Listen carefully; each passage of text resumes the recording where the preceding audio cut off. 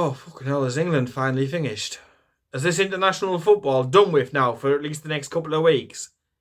It is. Thank fuck for that. Jesus wept. How fucking boring was that international break? Honestly, international football is like watching fucking paint dry. It's that dull.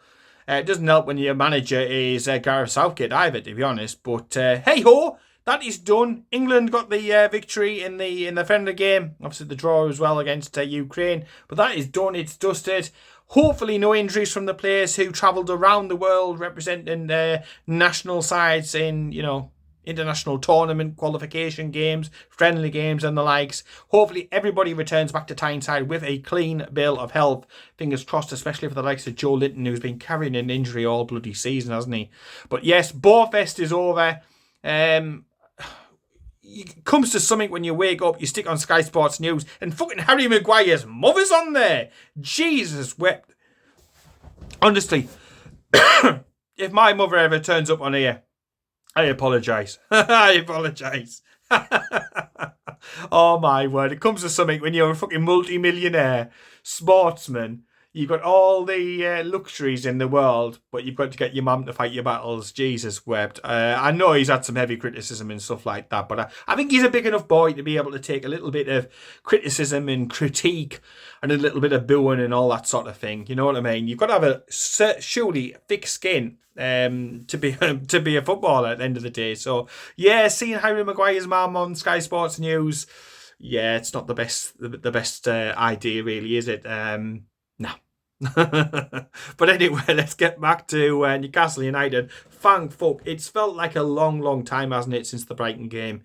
And no doubt that, the Gated Guardiola, Mad Dog, Eddie Howe, the rest of the Newcastle United coaches will have been like a fly in the ear of the players who stayed behind, going over, meticulously going over the events of the Brighton game, seeing what went wrong, how we can improve, and how we can get the form looking a lot better and start getting the wins and the points and the goals all clocked up.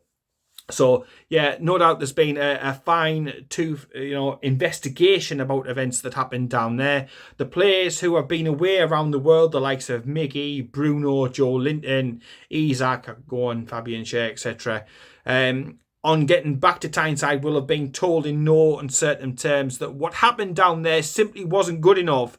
All the data analysts and all the behind the scenes people will have loads of information, videos, highlights, etc., to show them what went wrong and what is going to happen in the following game, this weekend's game against Brentford at St James's Park, which is, it's swayed a few ways, hasn't it? It's went from Saturday to Sunday, back to Saturday tea time now.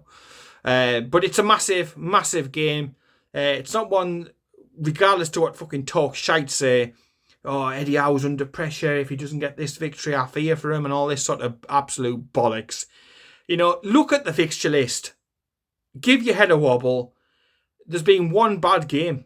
I know there's been defeats, but if you're telling me defeats, against the likes of Manchester City should be causing alarm bells, I'll be saying to you, 2 years ago we were balls deep in relegation trouble. So we've come a long way in a very, very short period of time. We're a point worse off results compared to results from last season to this season. And we're still really, really early in it all. We were class last season. We've still got a class team this season because, we've got the majority of the team and we've added to it. So there's just a need to sort of calm and not let the likes of talk shite try to whip up a storm because it makes good narrative, it makes good content, it's clickbait and all that sort of kit and caboodle and, crap. Do not let them try and sort it up because, like I said, they like it when it's Crisis Club Newcastle United. They do not like it when we're doing well for ourselves and things are going well and the victories are piling up and they're running out of superlatives for the team. They don't like that. They want to give that sort of credit to your London teams or, a Manchester club or something like that. So, yeah, ignore the troublemakers. The people fucking stirring the bastard pot. They don't know absolutely nothing about Newcastle United. Statistically, the absolute most difficultest fixtures at the beginning of the season were for us. So I think most realistic fans would have expected a few bumps in the road in the early weeks of this season, and that's what's happened. We blew Aston Villa away, who are a quality side with a quality manager. There's no doubt about that. We blew them away. You know, Manchester City, I don't think we went up to the top gear. We didn't go up to fifth gear, did we? Or sixth? Whatever. We didn't get up to the top game. We didn't get up to our top performance. And if we were ever to get anything out of that game, we needed to be at our very, very top. And they needed to be maybe a gear or two down. That wasn't to be. We had our chances. No disgrace losing against Manchester City. The events that happened against Liverpool at the end, that might happen one time in 100. It was a freak situation. And I felt during that game, there were large periods where we dominated. We were unlucky. The keeper pulled off great saves. We hit the woodwork, etc., etc., etc. That game could have well been different. And then, again, the narrative is changed once more, isn't it? But 2 late goals, 2 sucker punches, and I think we were all left a little bit numb and shocked at the result. Not so much the performance, but certainly the result at the end, because I don't think that they deserved to get the victory. You know, if it had been a draw, perhaps you could have said. But I still feel even a draw would have been a little bit... It would have flattered them, to be honest. I think we were worth the 3 points in that game. But the Brighton game, I accept. I understand, and no doubt all the coaches, the manager, everybody else, the players, understand that wasn't good enough. That was a very un-Eddie Howe performance, is the best way I think I can sum it up. It wasn't like one of his sides at all. And you just wonder, you know, like at the end of last season towards the cup final, when they got a little bit distracted and form fluctuated, performance fluctuated. Perhaps it's a little bit of that with the Champions League for, you know, on the horizon. This being the first time a lot of them will have played in the Champions League. Perhaps is that a little bit of mitigation? I don't know. For me, it wasn't good enough. It wasn't good enough for the shirt. But I have 1,000% confidence in the fact that the coaching team, the management, the players will put it right. And it'll start this weekend against Brentford at St James's Park. The fact that it is at St James's gives me even more confidence. We've got a decent record, a very good record actually, in fact, against Brentford. But this won't be a give-me match. This isn't an easy match. But it's one, you know, at home that we should be targeting for 3 points. There's no doubt about it, because look, we want to be back in some sort of European competition next season, so we need to start racking up the victories, racking up the goals, and getting the performances right. But yeah, the Brighton game, the performance and the result was absolutely shite. But in some of the other games, yes, the results haven't been great, but there has been, you know, moments of the games or periods of the games or whatever you want to describe it as, where we haven't been that bad. It wasn't too much different to last season's sort of performances and stuff like that. So, yeah, I'm confident that we will turn it around. Just don't let the likes of Talk Sport rile you up, because they really do enjoy it. They really have got that little biased bastard agenda. And they love trying to shove it down our throats at any possibility. They'd love for us to fall on our face this season after everything last season and doing so well last season. But isn't going to happen. It's news flash for you. It ain't going to happen. This weekend, I feel quite confident. I'm going to go for something like a 3-0. I think the defence will know that it needs to do a lot better. We need to start keeping clean sheets again like we were last season. Nick Pope being back on the training ground and not going away with England is probably a blessing in disguise for us. No doubt about it. I feel a bit sorry for Nick Pope. He was getting all the plaudits again last season. 1 or 2 issues, Ricks, this season. And as a keeper, if you pull a Rick, if there's a slight misjudgment, a slight miscalculation, you are going to be punished 99% of the time. That's just the nature of the beast. But he's a quality keeper. He's a great player. I was delighted when we signed him. Absolutely thought he was fantastic when he was playing all last season. You know, we wouldn't have got to a cup final if it wasn't for Nick Pope and, you know, great performances and penalty shootouts and stuff like that. So I've no doubt about it. Nick Pope will start producing the goods again for 90 minutes. And it's going to start this weekend. Why not? Why not start it from this weekend? I've seen 1 or 2 people calling for Dubravka to start, but I just don't see Eddie Howe changing the goalkeeper situation. I think there will be some other changes in the team. I'll get to that in a minute, but not in goal for me. There's no reason to overreact or hit the panic button or look for a totally and utterly new formation. We don't have to reinvent the bastard wheel. You know what I mean? It's worked well before, it'll work well again. Just needs a few tweaks, I think, here and there, and we just need the spells of good football to be longer. We need to pull them out over two halves of a match rather than for a second half or for 20 minutes here or for a spell there. That's all. That is all. And you've got to be confident. The results, the performances from last season should give you the belief that we can turn it around, because we have got a better team. There's no doubt about it. We've shifted some players out, some who fans wanted rid of, and others who weren't contributing to the team at all. And we brought some good players in. They've had a little bit more time to get the fitness, and they've had a little bit more time to integrate again over this international break. So perhaps the international break came at a good time for us to be able to do all that great work on the training pitch. We've just had to suffer as fans watching fucking Gareth Southgate. I just hope, all this talk about Eddie Howe and the England job, I just hope that he just doesn't. Imagine if we ended up swapping and got Southgate in for Howe. Can you imagine? Just a nightmare situation for me. Eddie Howe is doing such a great job. There's such a big project to be done here on Tyneside, and he is crucial and critical, to the success, to achieving the goals of the fans and the new owners. So, yeah, cannot wait for the weekend. Cannot wait to get up to St James's, sing it me heart out, and get a total backing to whoever is in the starting lineup.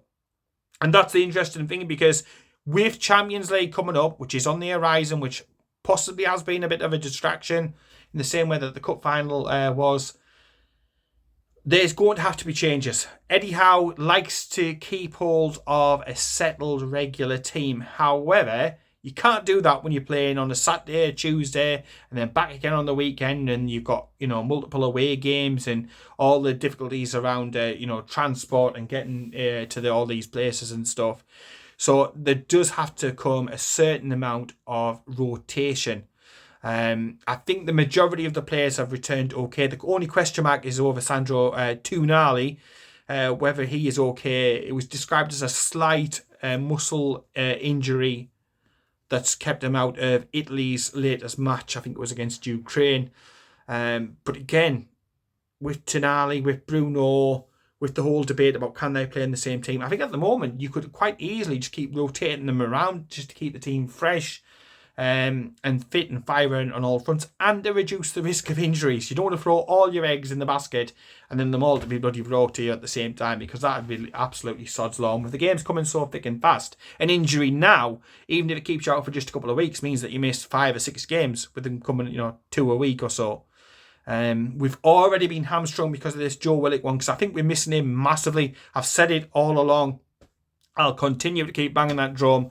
Joe Willock, with his pace and the way that he links up play and gets us moving up that pitch, so quickly, so rapidly, has been a massive miss. It's a kick in the bollocks that he's going to be out till the end of probably next month now.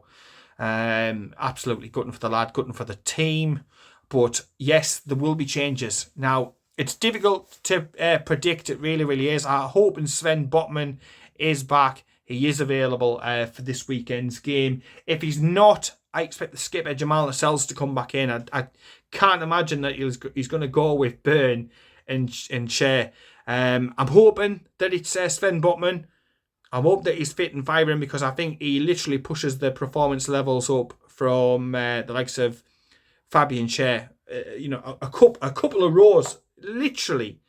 It just looks a couple of inches taller, more confident, more assured when Sven Botman is there. So hopefully he's okay and he's able to take his place back in the team. This is why, though, we've always all said that it is a risk the club's work in the transfer market not getting that additional centre back in. This is the risk that that you play when you see Sven Botman go down. But fingers crossed, he's okay. So I think Nick Pope will be in goal. I don't see Eddie Howe switching goalkeepers around. Dubravka is a very, very, very good replacement He's a great goalkeeper. I love Martin Dubravka. But I can't see it. I can't see Eddie Howe doing that to Nick Pope. So I think that Nick Pope will continue between the sticks. And I'm looking for an absolutely good... In fact, I'd love it if he had just a right quiet night, to be honest. Now to do, we keep a clean sheet. But, I'm looking for a good performance for him. And again, shut up a couple of the detractors, a couple of the knockers and stuff like that. He was fucking brilliant last season.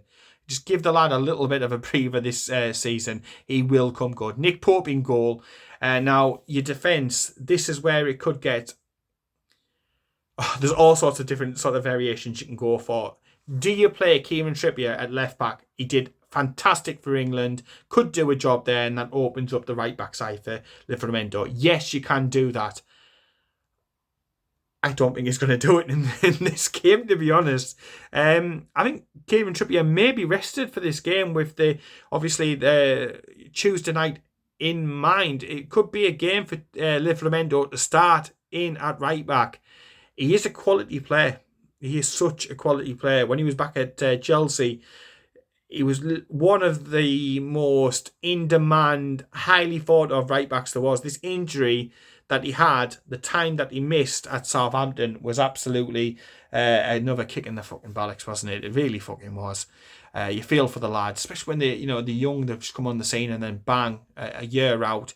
He's had that time though, that integration time. He's had that time to get used to his teammates, the fitness side of it, etc., etc.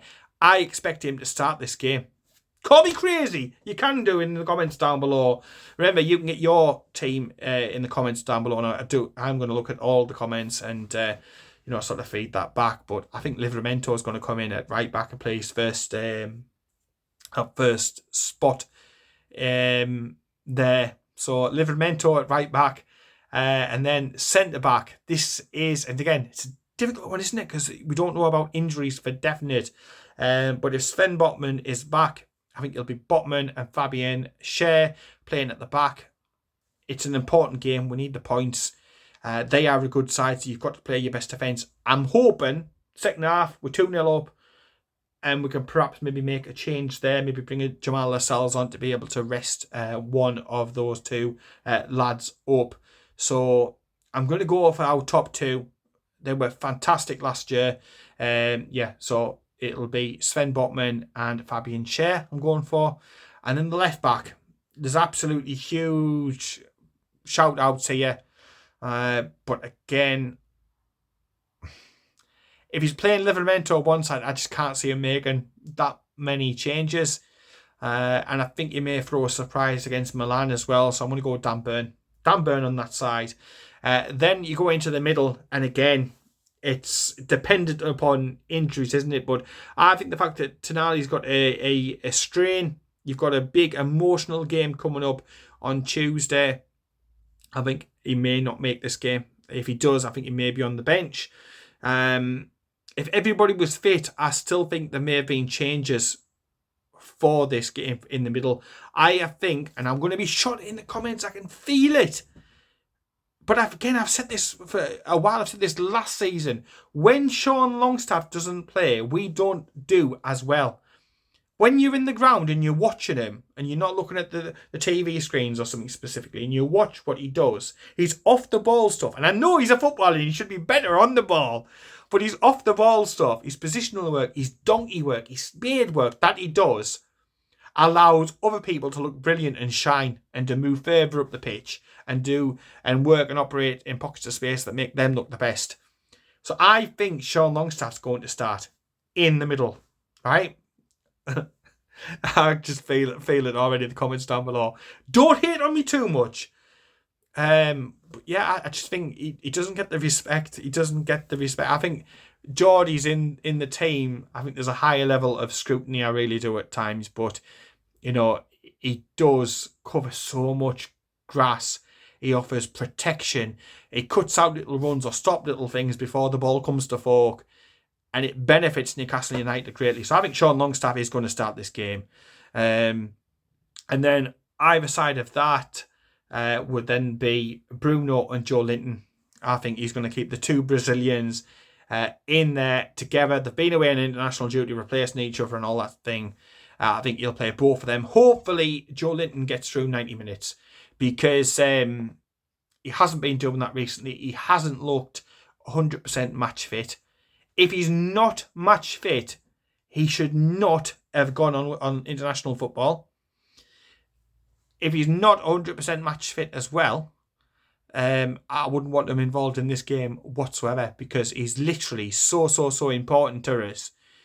His physicality, his athleticism in that middle of that pitch is so important to us that I don't want him risked. But if he's okay, and he looked okay when he played for Brazil from what I have seen, I'd play the two of them in midfield. It's going to allow Bruno to get a little bit further up. That's going to make him, I think, play a little bit more happier as well for Bruno. And if you looked at what he did for Brazil, we need to get him further forward. Again, I think it was another mistake over the course of this transfer window, perhaps. I know we've signed some great players, but you can critique. And a critique would be that we should have signed, really, another defensive midfielder. I think you can swap Tonali and Bruno around for the time being to give each other, a break and a rest. And I think they're two similar players. And we can have that debate upon trying to get both of them in the team, later in the season.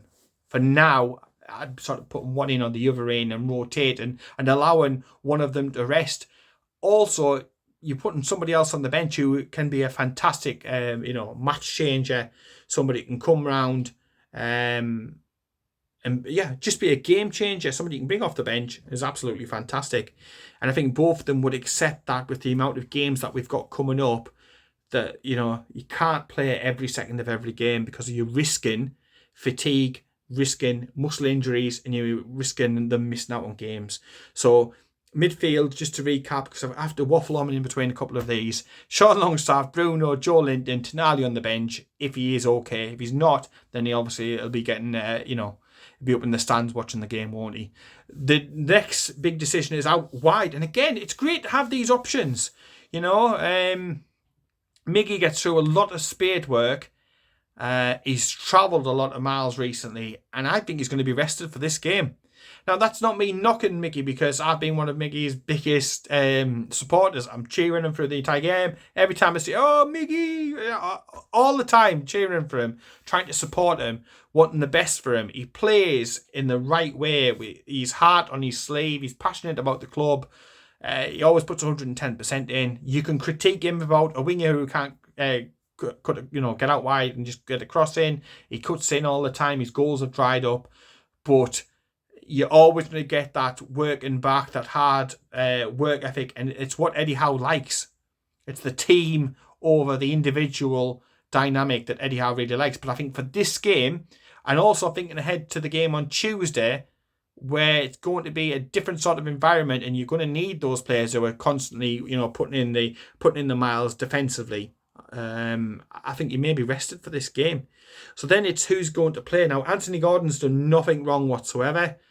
Harvey Barnes needs some opportunity. He really, really needs an opportunity. He's come in, and when he has played, more often than not all the time, obviously, but more often than not, he's looked decent.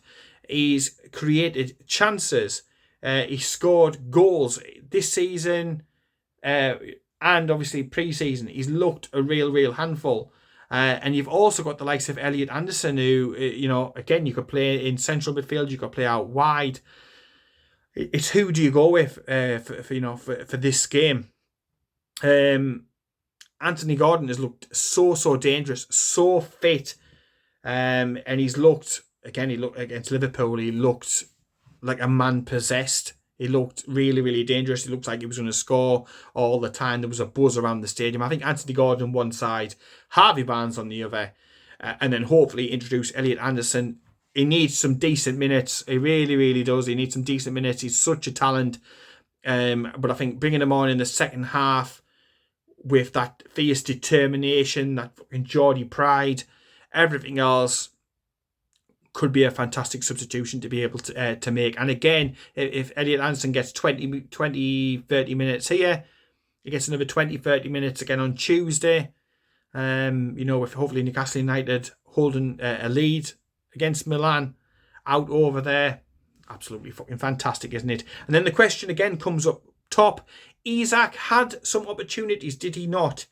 Against Brighton. If he scores early on, it can be a totally different game, but he didn't. You know what I mean? It's the old adage, if my mother had this and that, then she'd be my bloody dad type job. He didn't. I love Isak to bits. I think he's absolutely, fantastic. However, Callum Wilson, banging on the door all season. He got the goal against Brighton. He'll have been banging on Gareth Southgate's door for as much use as that fucking does, because he only picks his bastard mates or his teacher's pets, or if you've got fucking naked photos of him or something like that, then you can get a game. But yeah, I think Callum Wilson will lead the line this time out. I think he'll take Isak out of the firing line, put him on the bench. And again, it just keeps him on his toes, saying, look, I'm having to reward good performances. He scored out for me last time out. I think it'll be Callum Wilson. So that's the team that I've gone with. It is so difficult because you don't know about injuries.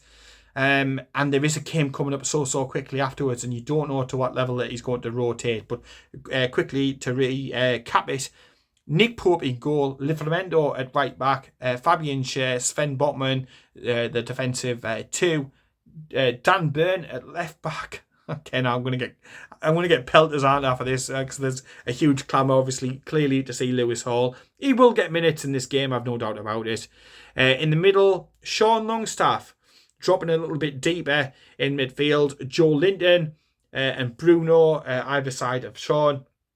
And then either side, Anthony Gordon playing one side, Harvey Barnes playing on the other side. So Gordon can play on the right-hand side. There's no issues or problems there. Callum Wilson up top. Hopefully, for me, a nice 3-0. A nice 3-0. An early goal to settle the nerves down. A couple of more goals. 3 points for Newcastle United. No injuries. That's a huge thing. No injuries. We do not want any injuries whatsoever. And then hopefully everybody else who, people getting twitchy bums and people, oh my word, people on about, chatting shit when I switch the radio on. Everybody else will just calm down a little bit. And we can look forward then to a fantastic experience out against, Milan. Pressure off. We can go out there back to, where we should be. Fighting in European competition, experience and all of that. And hopefully, because we've kept a few players back in this game, we've got some more fresh legs to be able to switch around again when it comes to that game and really give Milan a run for the money. And hopefully the likes of Tonali starting that game, which will be an emotive, enjoyable experience for him. Your Kieran Trippier's for your experience in there, and so on and so forth. Isak up front, running in behind, causing all sorts of issues. But will be a separate preview for that one. I've waffled on enough. Let me know what you think down below about the team that Eddie Howe will be going with for this game against Brentford. What's your score predictions? Are you as confident? Are you nervous? What sort of reaction are you after obviously what happened down at Brighton? Let me know all of that. You can even put comments about Harry Maguire and his mother if that's what you want to comment about. You can put them comments down below there. Don't worry, my mother's not going to get on to the video and start complaining or putting press releases out, anything else like that. You know what I mean? Joe Fainell. But just before you finish on the video, please give it the thumbs up. Subscribe to Magpie 24/7. 131,000 total followers. We are trying just to get over the 2,000 mark on the YouTube page, so your support is greatly appreciated. It does not cost a thing to hit that subscribe button, but it does mean a lot when we're putting the graft in, putting the hours in on Magpie 24/7 to see those numbers go up and jump over, certain number milestones and stuff. It's great. It's it's really, really good. Hope you're also enjoying all the articles. We've got a few writers doing some bits and bobs, articles, longer stuff to mix in with the shorter content that we do over on the Facebook and the Twitter and the like. So hope you're enjoying that as well. We'll obviously have the review of the game.